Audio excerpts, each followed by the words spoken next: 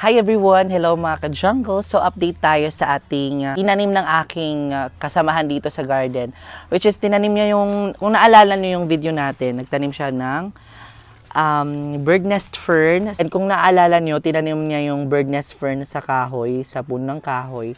Ayan, sa mga nagsabi na hindi daw siya tutubo kasi mas timbang daw dito yung parang acidic ata, sabi nila. Pero, tignan nyo naman guys, okay naman siya, hindi naman siya namatay, di ba? Tapos, ang kinaganda dito, may tumutubo pa na mga green, ano tawag dito?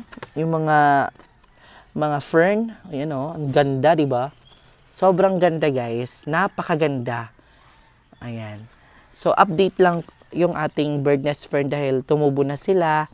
At palagi lang ito dinidiligan kasi natuyo talaga kapag ganito. So, pwede kayong magganito sa inyong garden.